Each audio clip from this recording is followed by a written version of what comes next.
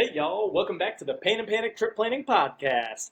I'm your host for today, Owen, and I'm here with the co-host for today, Haley Ragsdale Travel. Go ahead, Hey Haley. everybody. Um, I'll give my spiel because actually, Owen, I want to hear you try and give my spiel. Like the... oh gosh. Well guys, if you didn't already know from watching our podcast and our TikToks and everything else, Haley is a Disney travel agent. So she can get you all the best deals on Disney affiliated trips, Universal affiliated trips, and so much more. Why do you literally sound like a talk show host?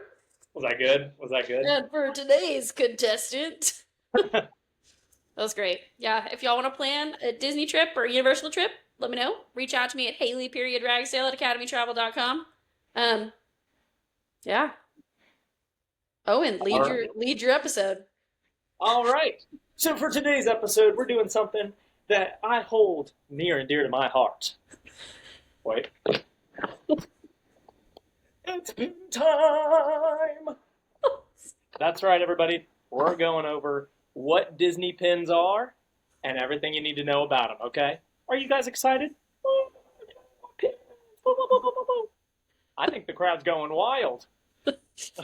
You sound so cheesy. Hey, you know what? That's what I do best. All right, y'all. Today we're going to go over a magnitude of things. First, I thought I'd start with a little bit of backstory. What pins are, when they were created, where they were created. So, first things first. Pins initially started in 1999. All right? That was before I was even born. Oh, my lord. Not Haley, though. She's old. The Old rude. pin system. Oh, my lord. Pins first originated in Walt Disney World, so the one in Florida. But since then, it has traveled to all the other Disney affiliated theme parks. So Disneyland, Disney in Tokyo, Disney in Paris, all the above. Including also, I didn't know this, but apparently, like the Disney stores inside of malls and stuff, apparently Yeah. they sell pins too. Didn't know that. Fun Can you fact. trade in those stores? I don't know about trading. I didn't look that much into it, but I do know that you can buy like specific pins. Maybe they're limited to the Disney stores that are in the malls and stuff like that. Um, but yeah, yeah, no, Disney pins have been around for a long time, and over the years they've cultivated quite a few different types of pins. So let's get straight into it, okay? We're going to be talking about the types of pins that you can acquire while in Disney. Oh my gosh, Bandit is excited for Pin Day. I'm going to put him on my lap so he doesn't jump on my pins again. So now, you may be asking, what exactly is pin trading? Okay, well, so Disney decided to create. What did you say? What did you just say? Exactly what I was asking. Yeah, exactly. And I'm sure the audience is asking the same exact question, okay? So, pin trading is a great souvenir type, as I would, describe it. It's pretty much a system where Disney makes these little enamel pins of all the different characters, all the different parts of Disney, anything Disney affiliated. And they have plenty of different ways of, trading them and, exchanging them with other people, buying them. And it's just a fun way to, cherish your Disney memories. It's probably my personal favorite souvenir, personally my favorite part of Disney trips. And I know Haley isn't as fond of it. She's like, oh, stay away from that pin board. No. I see a pin I want, I'm going to get it. Okay? And I think but I also think it's like fostered when you're a kid, right? Like you were really into it as a kid too. Yeah. And I remember wanting to like go, go, go, go, go. And you were always like, a pin board. And you're still like that. Like, I'm like, y'all, we got to get to Guardians by this time. And you're like, but I just want to stop at the pin board. Yeah. See, it was different because back in the day, Haley actually had to stop for me because I was a little child. Now what I do is I run ahead because I know where all the pin boards are. I'll run ahead to the pin board, and by the time she gets to the pin board, I'm already ready to move. So we strategized since I was little. That's very true. But as a parent, like some of y'all might be like, oh my gosh, I don't want my kid to get into pin trading. Like it can get very expensive and time consuming. So really quick, a big life hack, especially for parents, buy a really large pack of pins off of Amazon for like $30 and then take those to the park with you because you can trade those. So then instead of paying $30 for a mystery pack of 3 pins every 5 seconds because your kid wants new pins to trade, you can already have all of those pins ready to go and ready to be traded. Just want to Yeah, throw that and you in know real what, quick. Haley? I'm sorry. I'm gonna have to disagree with that method, but I will disagree with Why? it later, and I Why? will tell you why later. Don't you worry. I'll get into it. Why? Don't worry. I'll get into it. I'll get into it. All right. The suspense Now is killing me. back to back to pin trading as a whole. Yeah, pin trading is just a fun little culture inside of Disney where you get to collect the enamel pins. And today we're going to talk about the different types of pins. We're going to talk about the different ways to obtain pins, the different ways to interact with pins, and it's going to be a good episode. At least I'm going to have fun. All right, so let's get into the real pin talk, okay? That's what I'm gonna say whenever we make the TikTok pin talk. All right. So This getting is really started. your way of introducing your pin talk to the world. Instead of mom talk, like the Mormon wives or whatever, it's gonna be Owen's pin talk. See, I actually decided that my TikTok followers, whenever I start building my pin base, they're going to be called pin babies, just because I think it's funny. I just think it's funny. No reason why. I just think it's funny. Um, Oh my.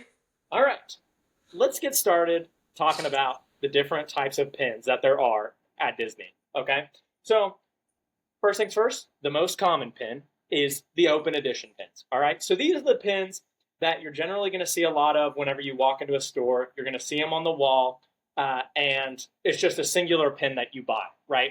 These pins generally go for about $10 to $20. They usually have a pretty good ranking system where it's bronze, silver, and gold, and depending on which color it has on its back, which I think one of these might have. Oh, this one's yellow. So I guess maybe it's yellow, silver, and gold. But you get the point. There's a color coding system where it pretty much says, if your pin has the specific color on the back, that's how much your pin's going to cost, right? So these open edition pins, these ones are usually available for a pretty extensive period of time. I'd want to say, some of them are, semi-permanent pins, so they're there for a very long time, like more than a year.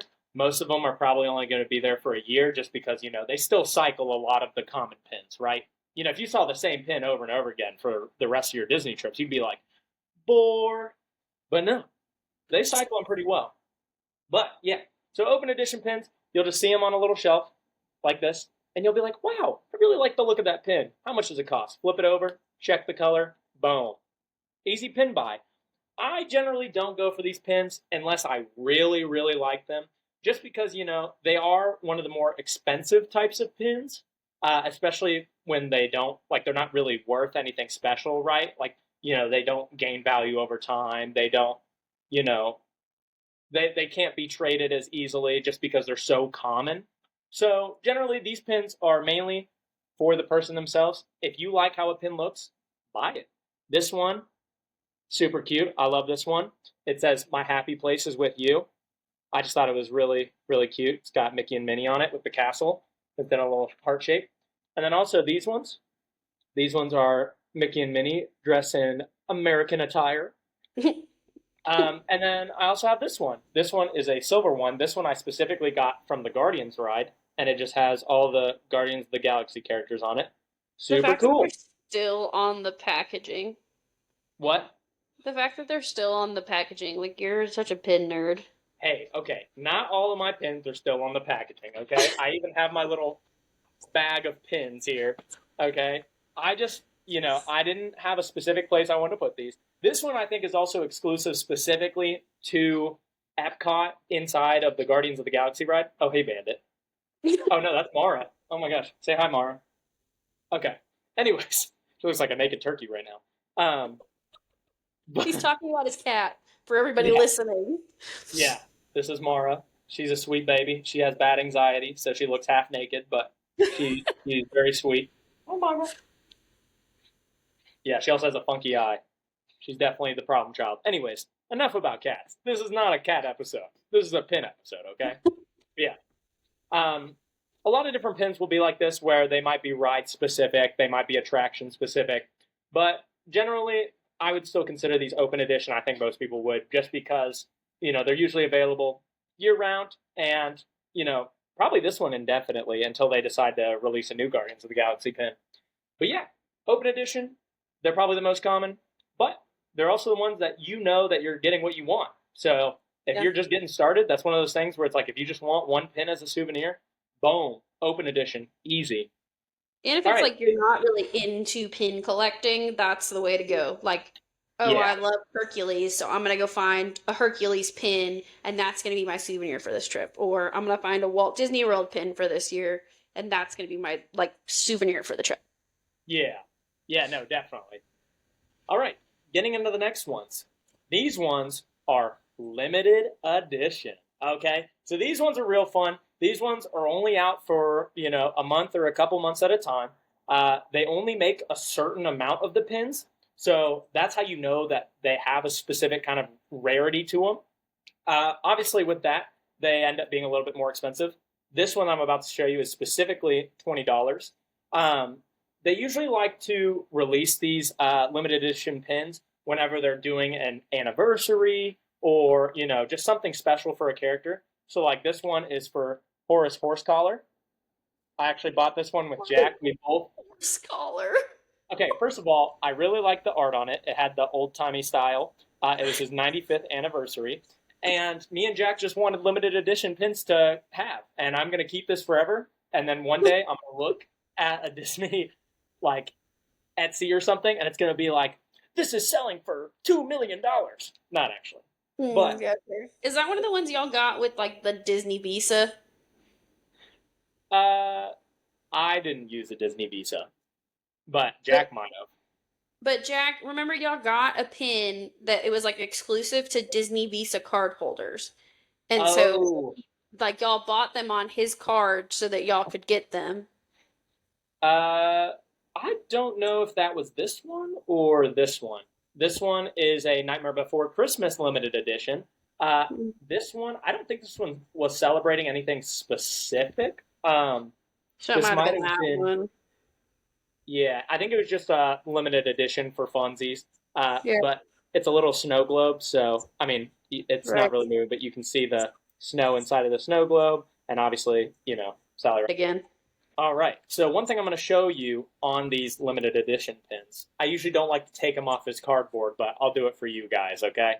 So, when you look at the back of a pin, they actually do have a lot of information that tells you about the pin, especially when it ends up being a limited edition or a hidden Mickey, which we'll get to those at the end here. But this one, for instance, so like I said, it was a limited edition, and with these, they only make a certain amount, right?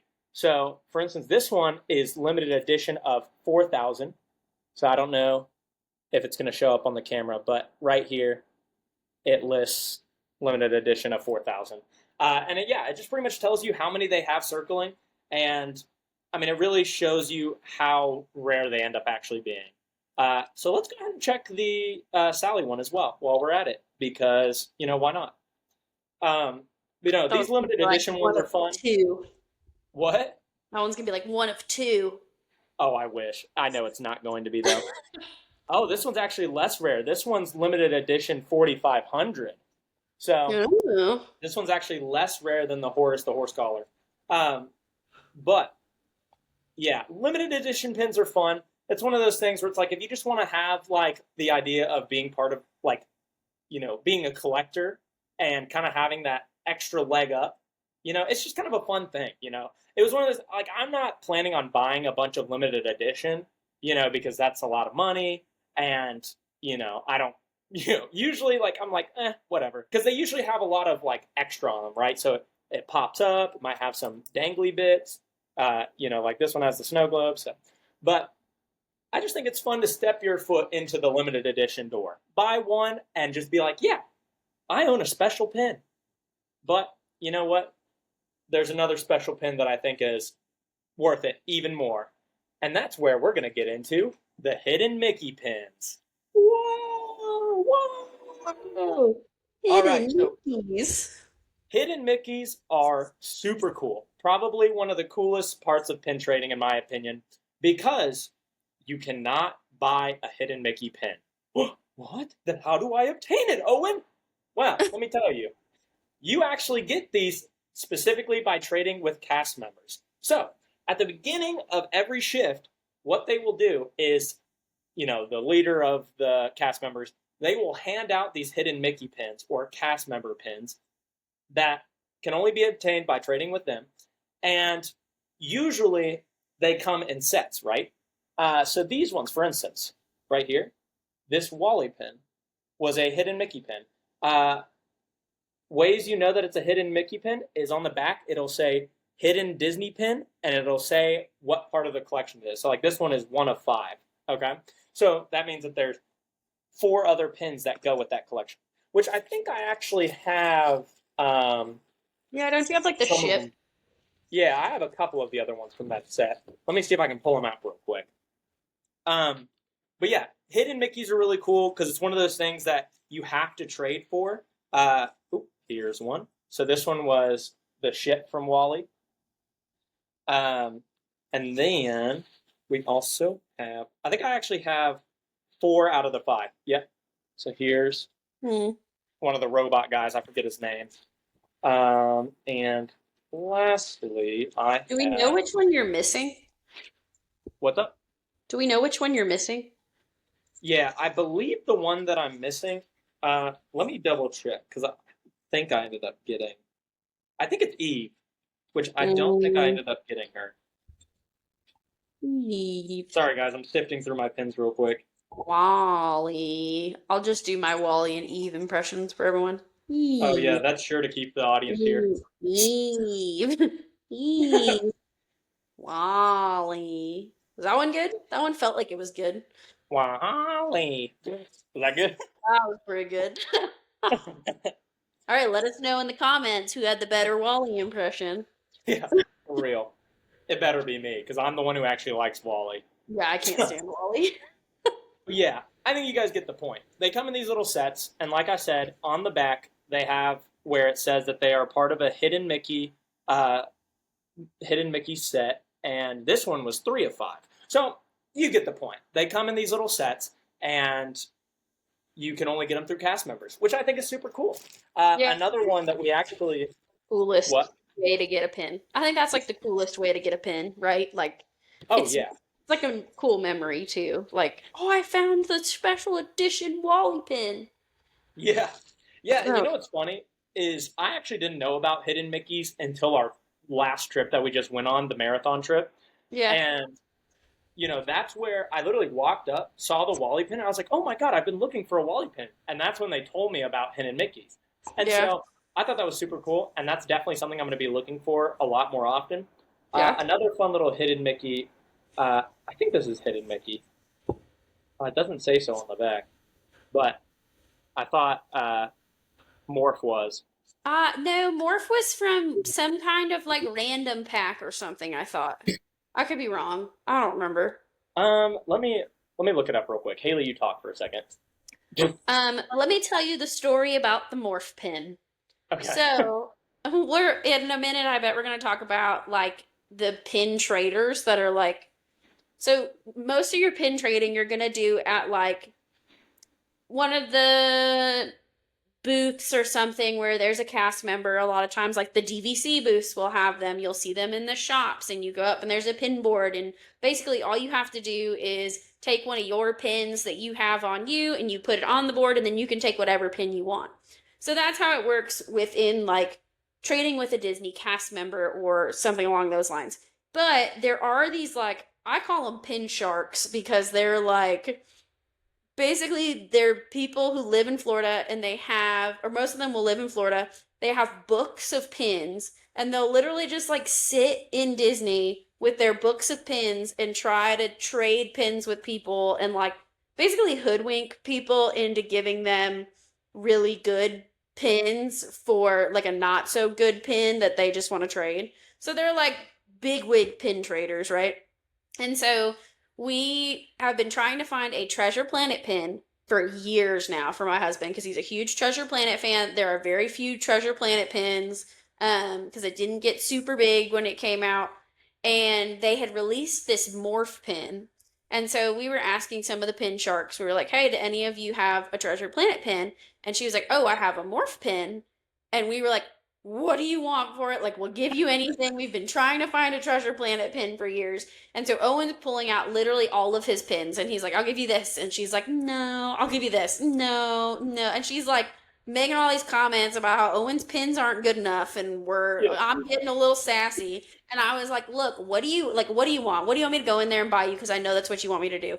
And she was like, oh, I'm not allowed to ask you to do that because they're not allowed to ask for money for pins. You can only trade pins. And you can't like say, hey, go buy me this from inside. But I was like, I know you want me to go buy you a pin. What pin do you want? So I was literally about to go inside and buy this lady a special edition pin to get this morph pin. And this guardian angel from I don't know where, he just comes up behind us and he's like, here you go, buddy. You can have mine. And Owen's like, what, can I trade you? Like, what can I give you for this? And he was like, don't worry about it. Just take it. And this man just hands us a morph pin and then like disappears into the sunset again. Like, I didn't even see this man to thank him. Like, it was the most magical experience. Like, I felt like it was Walt Disney's like ghost coming up from the grave to give us a morph pin so we didn't buy this lady a $1 billion pin. It was beautiful. Yeah, and mind you, not all pin traders are like that. There's a lot of great pin traders out there who genuinely just love pins, and they're more than happy to trade.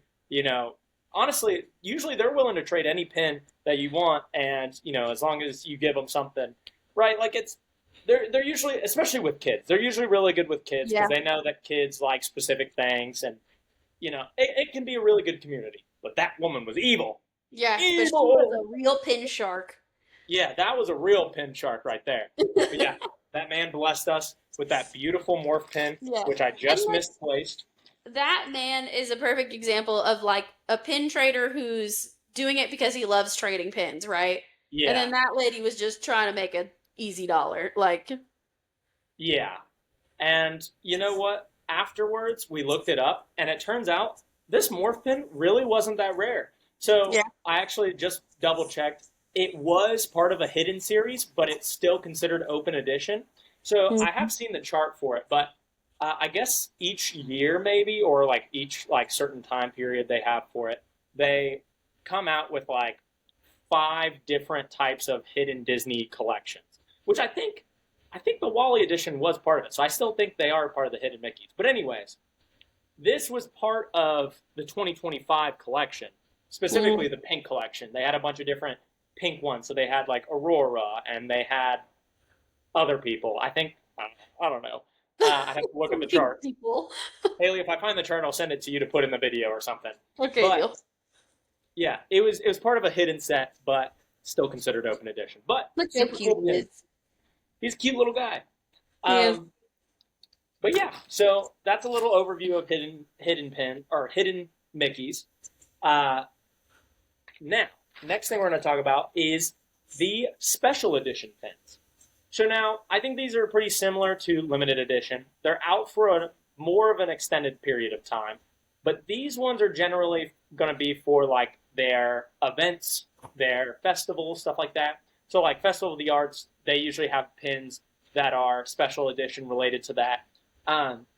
Another thing that I would consider special edition, I don't know if Disney considers them special edition, but I'm pretty sure this would fit under the category.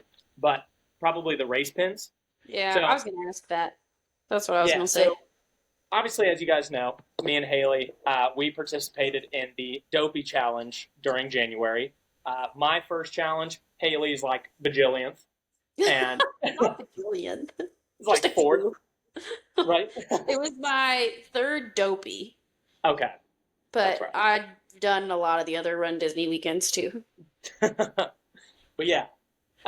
At these races, generally, they'll have a thing called an expo. And at this expo, you can go in and you can get marathon-related merch, right? So depending on what race weekend you're doing, it'll have merch related to that. One of those things happens to be the Disney Marathon pins, which is what I was most excited for. So these were obviously only available during the expo, and they all were specifically catered to that marathon weekend and that specific year of marathon weekend. So like, this year was more of a old-timey cartoon style, aesthetic, I guess you could put it. So kind of going back to the roots. And so you can see a lot of the art is, that classic style, very mute, not as much outline, which I love. Perfect marathon weekend for me, at least. So, but yeah, these ones are super cool. They do cost a lot. These things were expensive. I think for all of these pins, plus the flag one that I bought, was like $250. Like a lot of money. And I know you might be saying, oh, why would you spend that much money on pins? Well, I don't want to tell you how much this entire board probably costs, because let me tell you, this is not for the faint of heart. If you get really into the collecting, it can get quite pricey. But I think it's worth it. I enjoy it. It's what I choose to spend my money on when I'm at Disney. So It's fair. I don't care. It makes you happy. It makes you happy. Exactly. So like you can see here, this one says Marathon Weekend 2025. These ones all say the different times and 2025 on it. And obviously these are related to the Marathon Weekend. These ones are super cool because the bottom slides down. Let me see if I can get it. Oh, Well, it's on the come board. on, pins. Let me take one off. I'll take the Disney one off. Or I'll take the Dopey one off. That's what I meant. I was like, they're So all Disney. obviously, you see Dopey right here. And when you pull on the bottom, I said, I did it! Because I did do it. Yeah, you Honestly, did. it was very risky buying these pins beforehand, because if I wouldn't have done it, if I wouldn't have finished the races, I would have been so sad. But I would have I have dragged faith in you to the myself. end of the race. I had Walt Disney carrying me through the races. Thank you. You are what made it magical. But yeah, so those are some of the special edition. Obviously, they also had the metal one. And then I'll show you my flag one a little bit later, and I'll tell you why. But yeah, so far, we've gone over the open edition. We've gone over the limited edition. We've gone over the special edition. And we've gone over the hidden Mickey. Owen, you said that there was 5 types of pins. You'd be right about that. One last type of pin we got here are the mystery box pins. Personally, might be one of my favorites because there is nothing more exciting. I know all of you out there before have gone to a 5 and below or a Target. Oh my God, Mara, you look creepy right now. I know you guys have gone to a 5 and below or a Target and been like, oh, look, they have little mystery figurines or mini mystery Funko Pops. I wonder which one I'll get. Well, it's pretty much the same concept except with Disney pins, which is why I love it so much. Because usually, obviously, they go by collections. They might have a specific style of pin. They might have a specific, Disney movie that they're basing the mystery pack off of. Or they might be doing something stupid like making trash can pins, which I did see recently. They have those right now. And I know I just called them stupid, but honestly, I'd probably buy them. But yeah, they essentially take a style of pin. So like, let's take the trash cans, for instance. They'll make a trash can design and then make different character styles, or like they'll make different trash cans based on different characters. So like maybe Mickey's is like yellow, red, and black, and it has his ears on. Oh my gosh, Bandit, what are you doing? All cats. But yeah, they might take a specific style or some along those lines. So let me show you an example.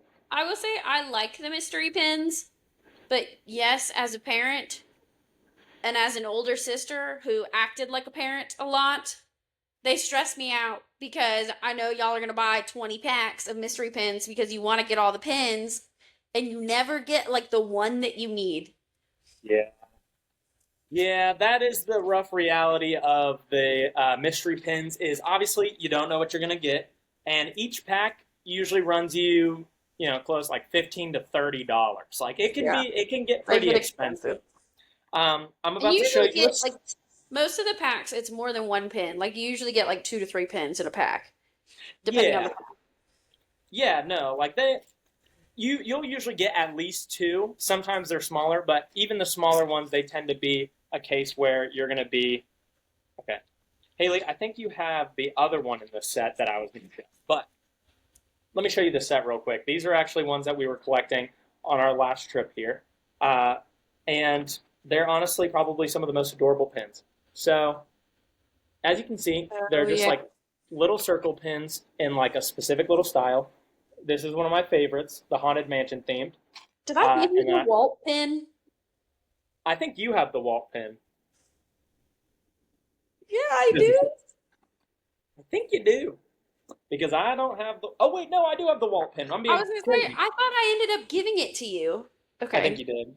I mean, Um, obviously you did. I have it. But yeah, so you can see. So pretty much what it'll be is it'll be a tiny little box or it'll be a tiny little bag.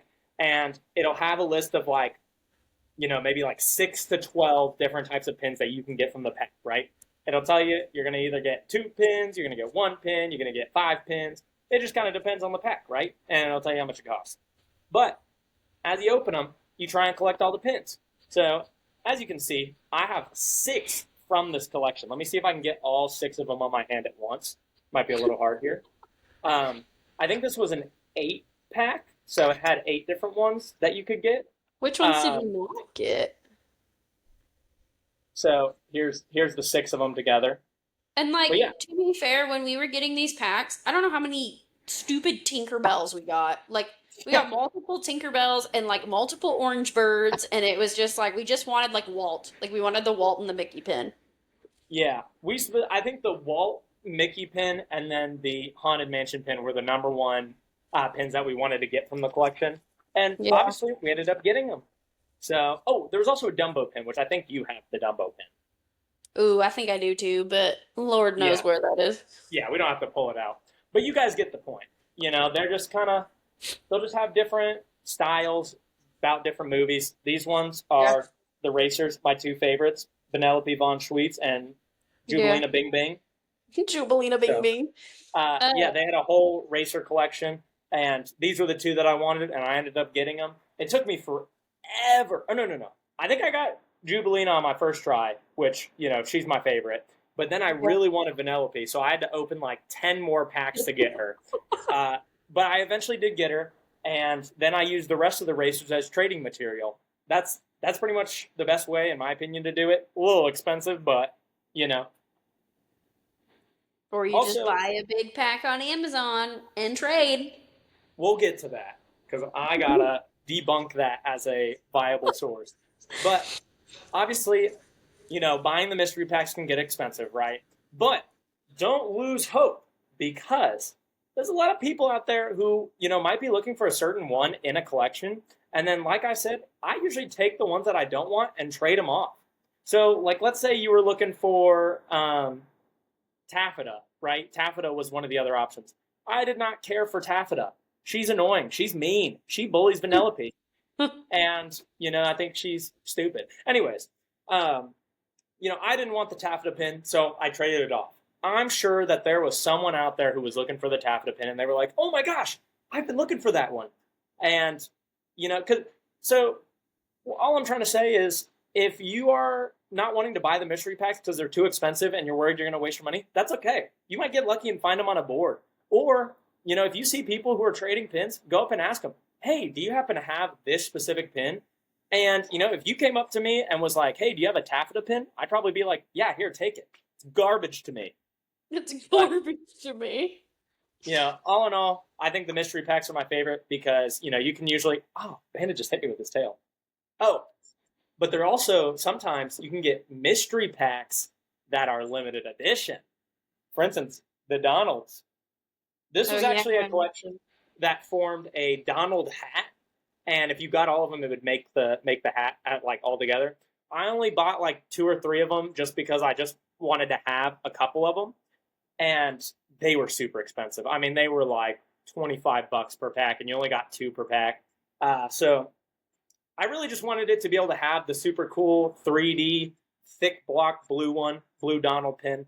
And I think it was for his 25th anniversary or something. No, it couldn't have been his 25th. No, no way. No, he's way older than 25.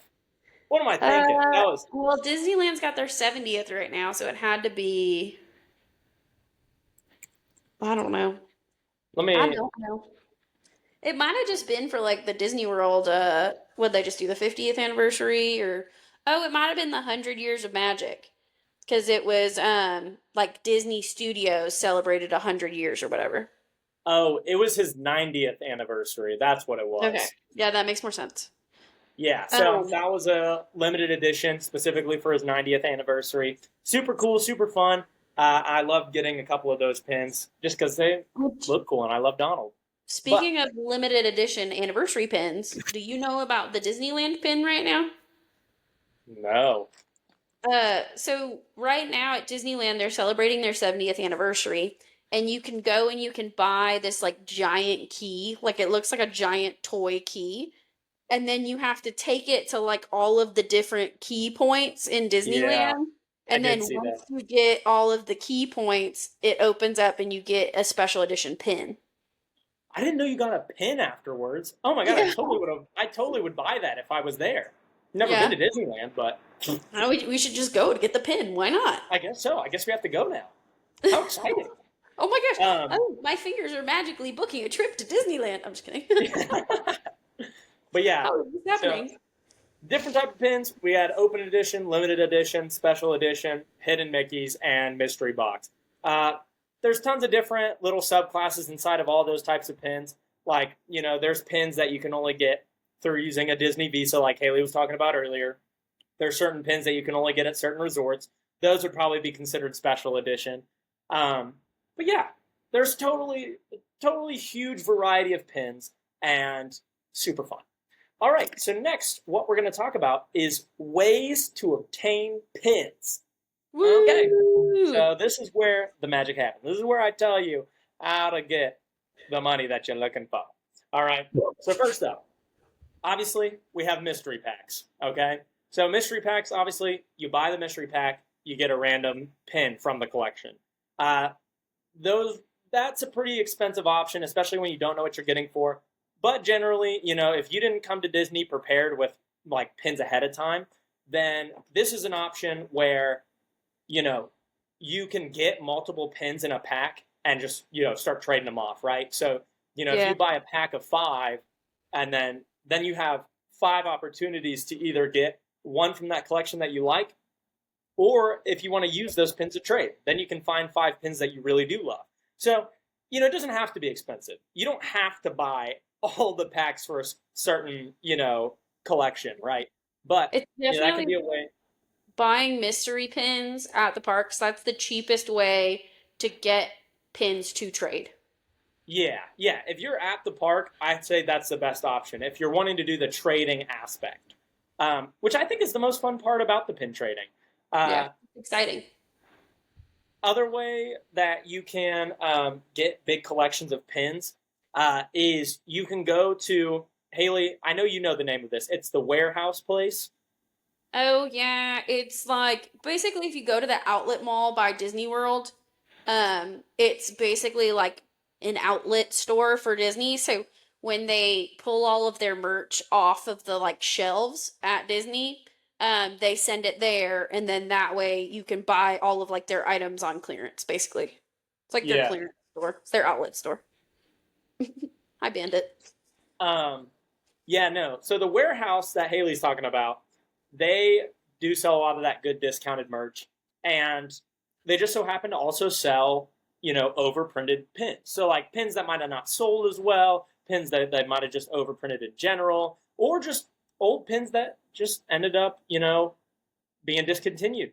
Like And so you Wally. can go there and you can buy them for really cheap and use those to trade as well. That's a good option.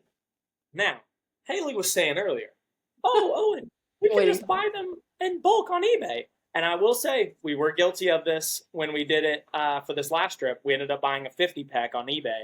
And so I wouldn't say it necessarily matters too much, right? If you're not super into the Disney pin trading system and, you don't really mind, it honestly is a good, cheap way to do it. I mean, you can get 50 pins for like what, $20 or 50 Yeah. bucks or something, where it's Yeah. like, you're getting them for way cheaper than whoever bought them. But I learned this recently. apparently that is one of the easiest ways to get fraud pins. Okay? So apparently there's this really big business where people will specifically make fraud pins that are, fake non-Disney affiliated duplicate pins of classic Disney authentic pins. So, Mhm. like let's say uh like these guys. This is an old style pin, super cool, super cute. Um but apparently it is common for people to take these kinds of pins and replicate them and sell them for cheap. So if you do buy on eBay, just be aware that sometimes you might get some fraudulent pins, but Disney usually doesn't really That's take what I was that about into to say. consideration that much. So if you're not really, worried about giving away fraudulent pins, I just wouldn't, if you are buying those packs, I would be careful about like giving them to pin traders and stuff, because then they'll be like, "Are you trying to scam me, kid?" And then Yeah, your, that's fair. 10-year-old kid's getting yelled at by a pin chart. So Yeah, not that's fun. fair. That's fair. But yeah, like if you're just going to pin boards, who cares? Go up there, Yeah. stick it on, take a pin. I mean, Yeah. half those pins are trash pins anyways. It just Um, goes back into Disney's system. yeah. Now that you've got your pins, okay, you either bought them from the mystery pack, you either bought them from the warehouse, or you bought them on eBay. Now it's time to do some trading. Okay. Best way to trade? Pin boards. There are copious amounts of these things called pin boards all around each of the Disney parks, all right? They are literally this little Mickey shaped cork board, or sometimes they're rectangular, but usually they're Mickey shaped. Uh, and what they'll do is they'll have a cast member standing next to them, or they'll just be up at a shop where a cast member can help you. And you can go up and you can find a pin that you like on the pin board and choose to trade one of your current pins for one of those. Now, pin boards do have some rules. One, you cannot put duplicates onto the board. So, like, let's say there's already a specific golden Mickey pin and you're wanting to get rid of it, but the board already has one, you can't trade it onto the board. Know that? Really? Why? Yeah. Sometimes the cast members notice, sometimes they don't. It kind of depends on the cast member. But as a general rule, you're not supposed to put duplicates on the board, because then your board will fill up with a bunch of useless ones that nobody wants, and they'll be like all the same. And then it's no fun. So generally, they do have a no duplicate rule. Uh, and you can also trade only twice at each pin board. So if you go up to the pin, yeah, so if you go up to a pin board, you can only exchange two different pins. And that's just a way to keep it fun for everybody. So, one person isn't taking all the really good pins on the board. Uh, and yeah, but Makes sense. I think they're solid rules. I think they're a good little placement because, you want your kids to have as much fun as the pin collectors are, right? Yeah. Yeah. But yeah, so those are essentially pin boards. They usually have tons of different options, like tons of different pins on there, like 20 plus that you can trade with. Another option is cast members. Cast members will actually carry around little, like, mini purse pouches on their hips that have like up to 9 pins put into it, right? So these, you can just go up to a cast member and be like, "Hey, do you have any pins? Can I see them?" And they'll be like, "Yeah, of course." And they'll show you the little pin board or their little mini pin pouch. And you can, same thing with the pin boards. You just trade them out. Uh, Obviously, like I said earlier, this is how you do the hidden Disney or hidden Mickeys as well. Is they'll either be on the cast members' little pouches or on a Mickey board, or sometimes cast members have lanyards. So always be on the lookout as you're walking through the parks, because you might find something worth a little something. Okay. Next thing, Disney affiliated stores. I mean, obviously, like I said, this is where you're going to find the Disney like mystery boxes. This is where you're going to find the open edition. This is where you're going to find all things Disney pins. Sometimes there's Disney stores that are specific to merch in general. Yes, Haley? I have a question about that. Like, Okay. if you buy a pin at like Box Lunch, is that a Disney affiliated pin store? I think it'll have like the Disney emblem on the back. So all like authentic Disney pins. See, this one might be a fake. This one might be a fake. I like it still though because it looks like Bandit, but It doesn't even have the crystal Mickey on the back. So Huh. a lot of the authentic Disney pins will have like a little crystal Mickey up in the top. So you can Yeah. kind of see it there. Huh. I don't know if you can really Yeah. see it, Yeah, but you there'll be can a see. little crystal Mickey, and that's how you'll know if it's authentic. Uh, I don't think box lunch pins, enamel pins would count just because it's not a Disney affiliated store. Like they are associated with Disney, they sell Yeah. Disney merchandise, but like things like box lunch, Target, Walmart, those wouldn't really count as authentic Disney It has pins. to be like Disney. Yeah, Yeah. okay. So like the Disney store in the mall, that's different because that's like in Yeah. a Disney affiliated shop that sells all Disney, right? And obviously in the parks they have things like the pin trading store, which is just a big store dedicated to pins. They'll have things like World of Disney, that's the big shop in what's it called? Disney Springs. They have a bunch of pins.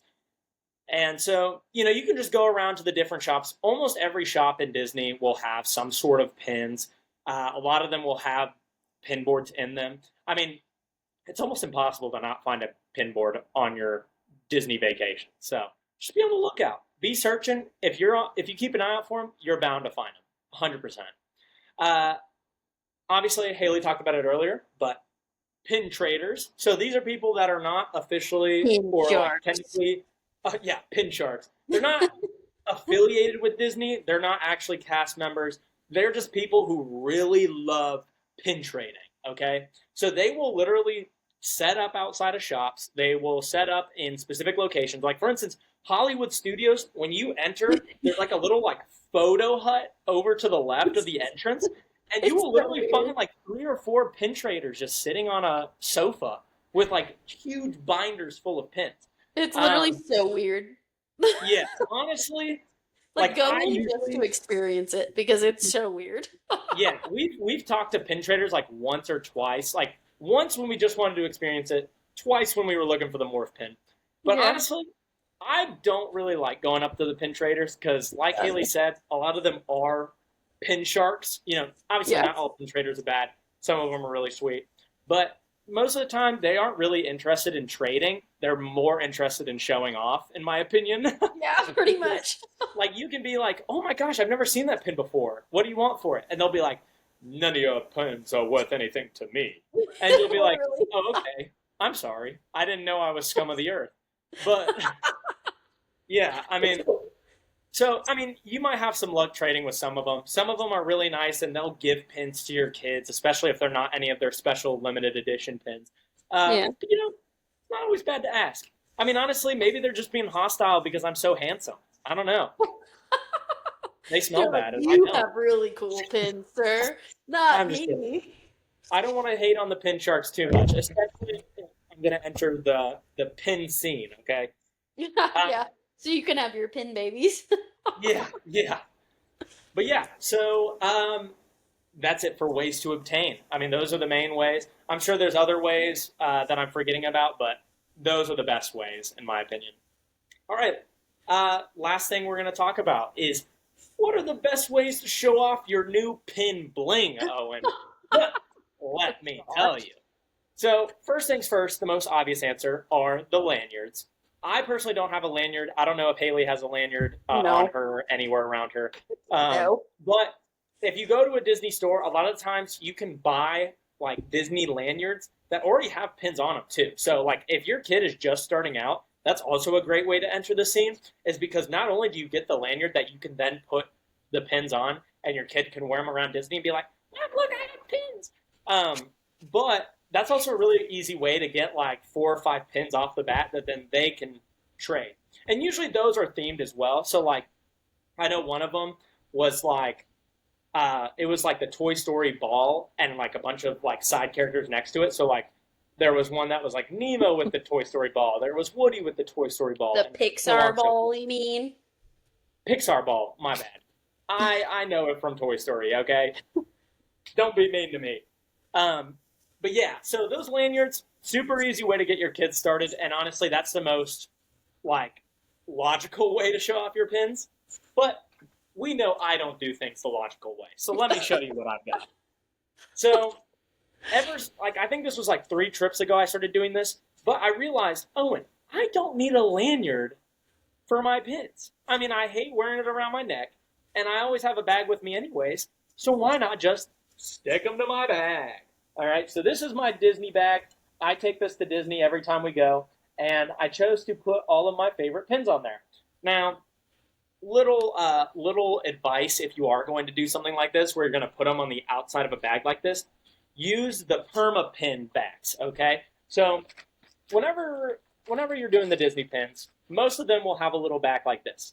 It's a little Mickey shaped back, little like corks, like I think it's cork material or like rubber It's like a material. rubber. I think Yeah, it's like a rubber. um, it's like a little rubber material, and it holds like obviously it blocks the back of the pin, so that way you don't stab yourself, and it also keeps the pins locked onto whatever you're putting it on. But those rubber stops are not always reliable. I have lost Not at pins all. off of my backpack because of it. So one thing you can buy at a majority of pin stores, and I think Disney stores in general, are the perma backs. Okay, so these are little golden backings that you use this tiny little Allen wrench that it comes with, and you put it on the back and you tighten it so that way the pin won't fall off. And I promise you, these pins ain't going nowhere. I mean, they're on there real good. Yeah. Uh, Yeah. and I can show you the inside of my bag to show you that they're in there.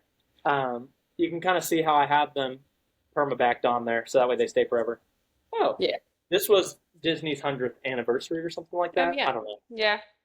Um, but yeah, so And those are super important because the little rubber backs, like, you're going to lose at least a pin a day if you're using the little rubber backs.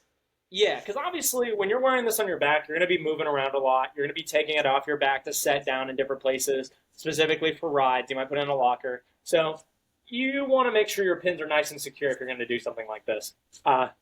Quick little tour. Got a golden Mickey. I think what you do with the little Ziploc bags for your pins that you want to trade is really smart. Yeah. I do generally when I'm going through Disney World. I usually have these are mostly just display ones. Obviously, I put the permabacks on them so I can't take them off as easily. I mean, I can still take them off with the Allen wrench, but they're not like something I could just pull off of my bag.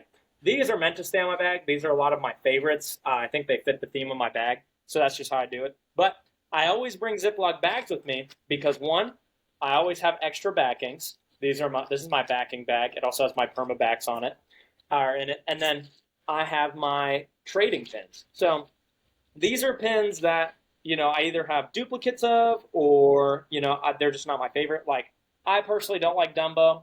I want to trade this pin. So next time I go to Disney, this boy's going on a pin board. But yeah, I always recommend carrying around a little Ziploc bag just for your pins that you plan on trading. And then these are all the pins that I love that I just keep at home because I actually like them. A lot of Disney affiliated or a lot of Donald affiliated in there. Of course. But yeah, so that's obviously one way to do it is obviously lanyards, put them on a backpack, and then I also have my this is where my flag one comes into play. I've got it on my race pack, so just a nice little addition. But yeah, there's tons of ways to do it. Sometimes you can buy the little Disney pouches that have like the clear plastic covering, and then they pin into the back. Like they're specifically made to carry pins. So those are nice because obviously you don't have to immediately permaback them because they have that plastic covering over them. But you can still just unzip it, pop them off, right? But they're safe. So that's always a good option. They also make backpacks like that. They also have cork board ears. So for like those are cool. really like excessive pin traders, they have literal ears that have little corks on them, and you can put your favorite pins on them, which I honestly think is pretty cool. I said excessive, but I'm excessive. So, but yeah, I think that's most of what I had for today. A little quick recap. We talked about the history of Disney pin. We talked about what Disney pins are. We talked about the different types of pins. We talked about the different ways to obtain pins and the different ways to show off your pins. So, I think that was very successful. Yeah. Haley, anything you'd like to add about Disney pins? No. Haley's not as big of a pin enthusiast as I am. I'll show you guys my board one more time. I think they're cool and I like the concept. I think I know myself and I can become very obsessive very quickly, so I try to stay away from pins because, yeah, Owen and I are cut from the same cloth. Yep.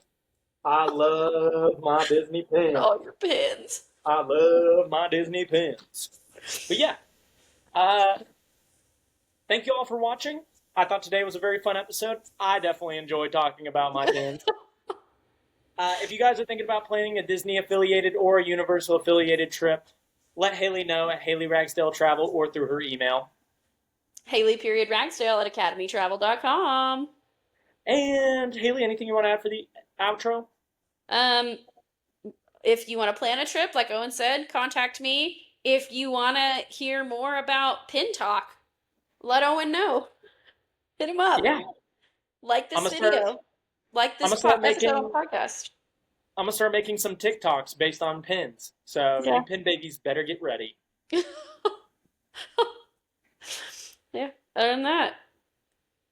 All right. Well, that's it for this episode of the Pain and Panic Trip Planning Podcast. This was Haley Ragsdale Travel, and I'm Owen. And we'll see you guys next time. Bye-bye. Bye.